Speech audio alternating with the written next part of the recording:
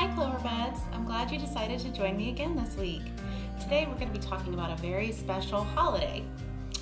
And I want to know if you guys can guess what holiday we're going to be talking about. So it's coming up really soon. It's actually this coming Monday. And your parents probably have that day off of work. And you all might be planning to spend the day outside, or you might be having some relatives over, and you might be planning on grilling or having a barbecue. A lot of people see this holiday as the start to the summer, but there's something more special about this holiday. Can anybody guess what holiday it is? Well, if you guessed Memorial Day, you are right. So today we're going to be talking about what exactly is Memorial Day. Let's go on ahead and start off with our story. Today we are going to be reading The Wall by Eve Bunting.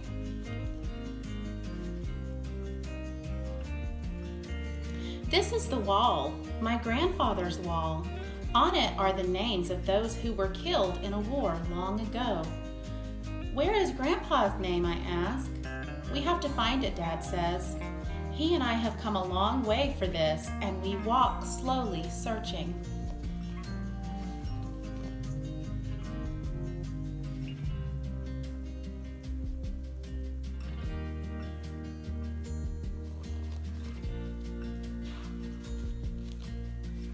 The wall is black and shiny as a mirror. I can see Dad and me. I can see the bare trees behind us and the dark flying clouds.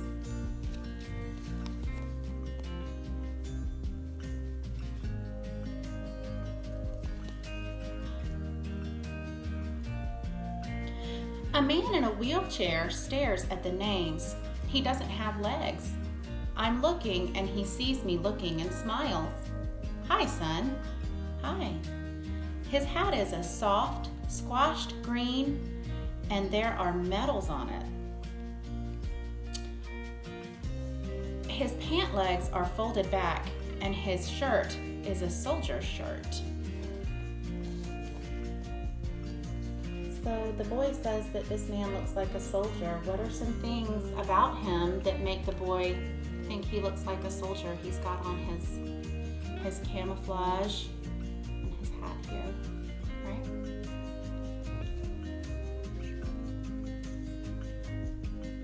A woman old as my grandma is hugging a man old as my grandpa would be. They are both crying. Shh, he whispers. Shh.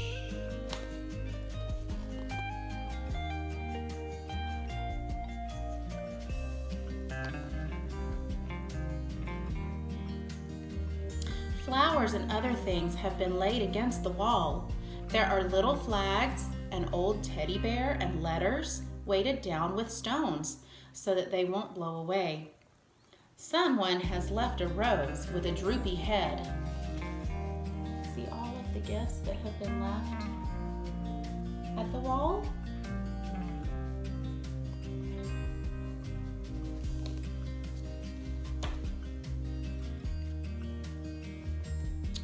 Have you found Grandpa yet? I ask. No, Dad says. There are so many names. They are listed under the years when they were killed.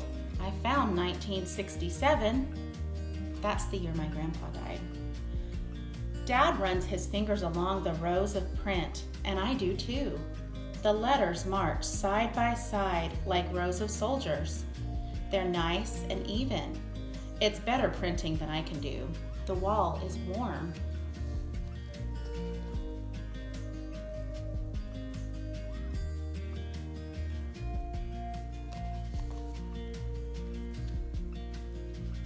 Dad is searching and searching. Albert A. Jensen, Charles Bronowski, George Muniz. He mutters. His fingers stop moving. Here he is. My grandpa? I ask. Dad nods. Your grandpa. His voice blurs. My dad. He was just my age when he was killed.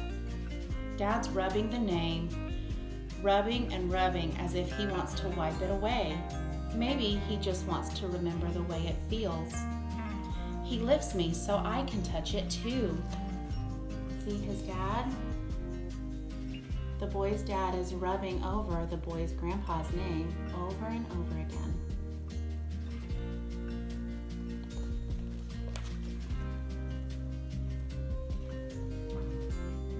We've brought paper.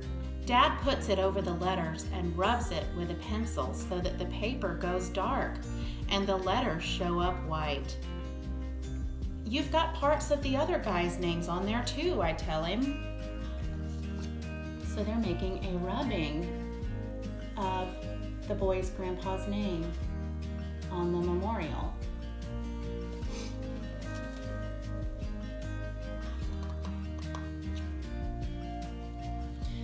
Dad looks at the paper.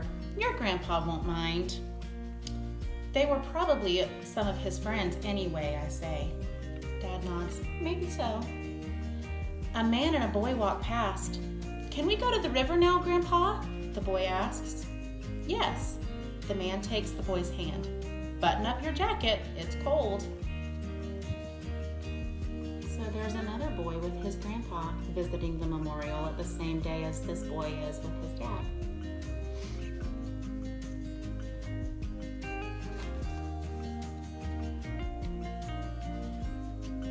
My dad stands very still with his head bent. A bunch of big girls in school uniforms come down the path.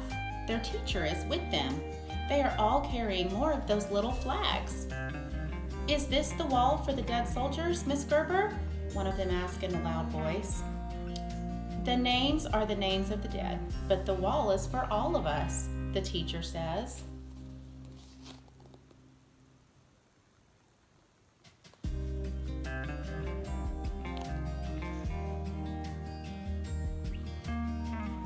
They make a lot of noise and ask a lot of questions. And all the time, my dad just stands there with his head bowed, and I stand behind him. The girls stick their flags in the dirt in front of the wall and leave. Then it is quiet again. So the girls were on a field trip to see the memorial, and the boy and his dad are just standing and looking at his grandpa's name. Dad folds the paper that has Grandpa's name on it and puts it in his wallet. He slides out a picture of me, one of the yucky ones they took in school. Mom made me wear a tie. Dad puts the picture on the grass below Grandpa's name. It blows away. I get it and put it back with a pile of some little stones on top. My face smiles up at me from underneath the stones. His dad put a picture of the boy underneath the boy's grandpa's name. Grandpa won't know who I am, I tell Dad. I think he will, Dad says. I move closer to him. It's sad here. He puts his hand on my shoulder. I know, but it's a place of honor. I'm proud that your grandpa's name is on this wall. And I am.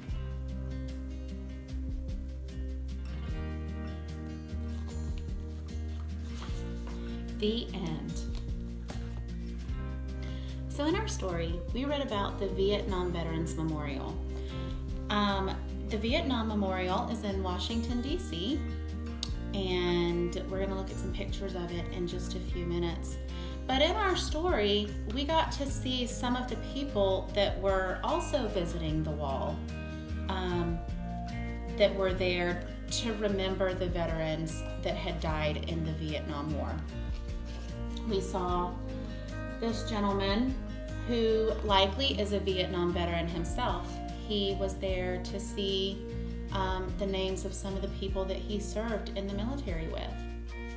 And then we saw this couple who we're not sure why they were there, but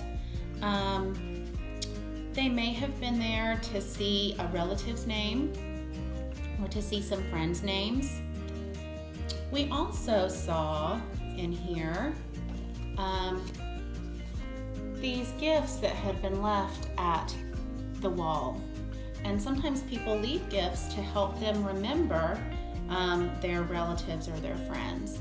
They leave things there that remind them of those relatives or friends. The Vietnam Memorial is one of many memorials, but Memorial Day is a special day where we remember the veterans that died while they were serving our country.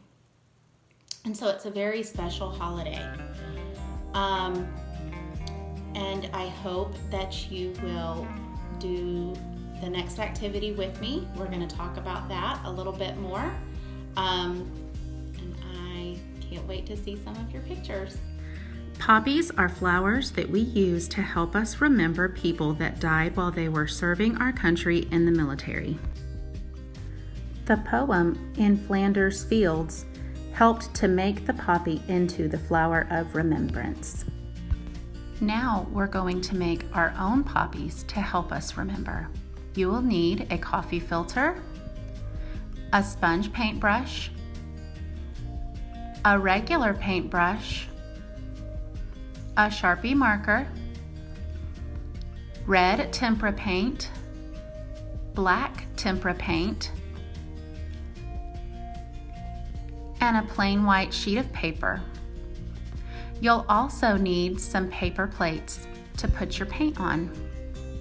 Using the Sharpie, first we're going to write, "A poppy is to remember." You might need to ask an adult for help with this part. Leave a large space so that you can glue your poppy when it's dry.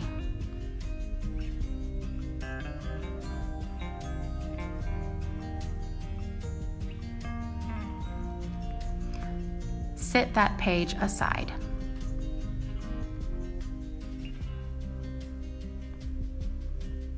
Using the red paint, pour enough on the plate to cover the coffee filter.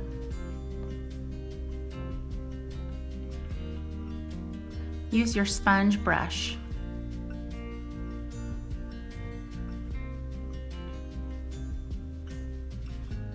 Do your best to cover the whole filter with the red paint.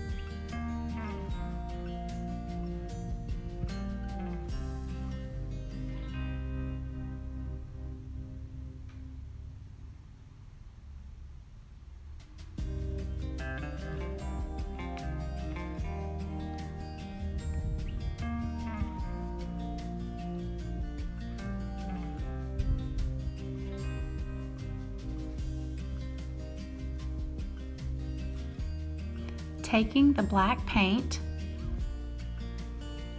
you'll use your regular paintbrush and use the tip to make the seeds of the poppy.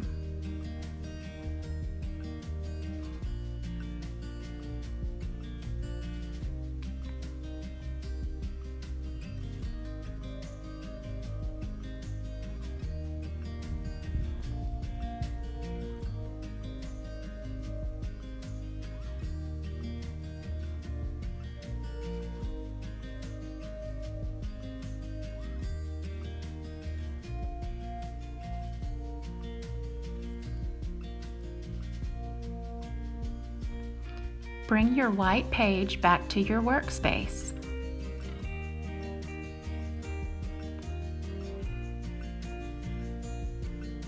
For this part, you will need some glue.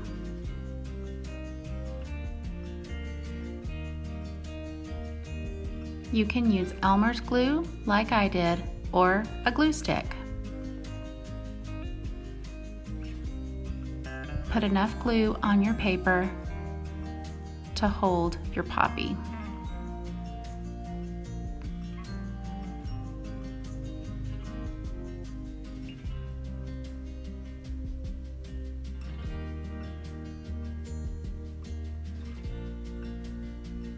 You can wait until your poppy dries to glue it down, or you can go ahead and glue it as soon as you're ready.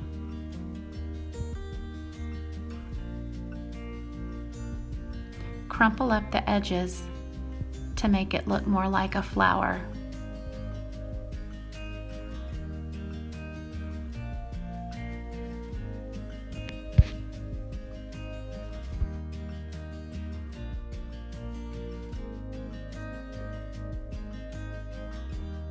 Here's a picture of my finished project. Be sure to share yours with me on social media or email. Also, be sure to mark this space on your May bingo board. Here is a picture of the Vietnam Memorial. Let's look at some other popular memorial sites.